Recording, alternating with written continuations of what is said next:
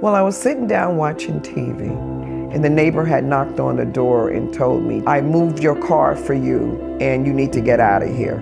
And so I ran to the door, and I saw how high the waters were, and it reminded me like the Red Sea of the water just coming down with full force. And so I turned to Michael, my son, and told him, "You better get out of here," and to his sister, "We got to go." We didn't have time to get a coat or a hat, a shoe or anything. Whatever we had on, we had to run honestly and quickly for our lives.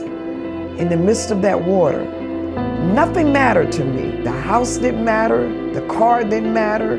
By the goodness of God, we made it.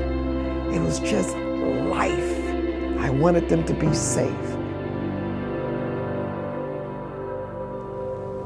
Being in high school when all of Sandy was going on, when I had to still be a student, still go to my extracurricular activities, still had to go to work, and I was considering whether or not I'd still pursue Harvard, I didn't think of it as an extra burden.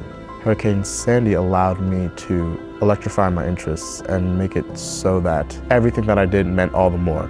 It taught me resilience. It taught me you have to press on because people are counting on you and you should be counting on yourself.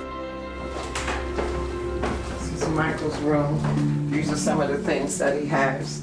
His acceptance letter, his desk. Michael knew he wanted to come to Harvard. At the age of 10, I remember him coming into my room and say, "Mommy, I figured it out. Harvard's not too far from here." Annual tuition of this school is just about as much income as my family has in its entirety. I learned about the whole need-based financial aid that Harvard has, and that basically charged the rest of my time in high school the minute I figured out that this was a thing that actually can happen. I had conceptions of it, this idea that Harvard people are like sort of snooty and preppy and stuck up. None of that was true.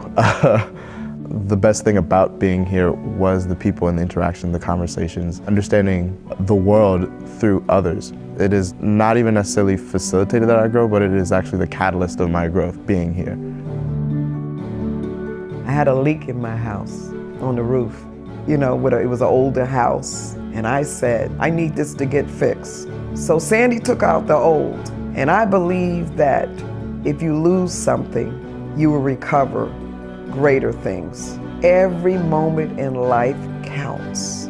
Flat out, I want to sing. I want to sing.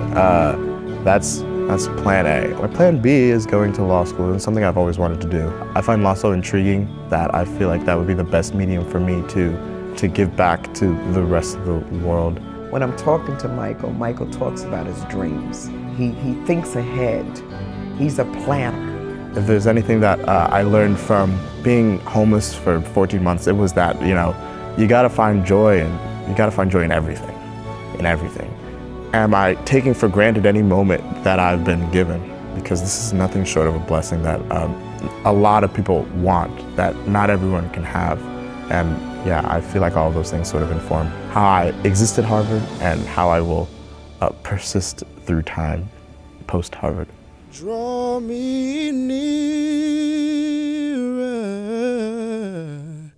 nearer, blessed Lord, to the cross where thou hast died.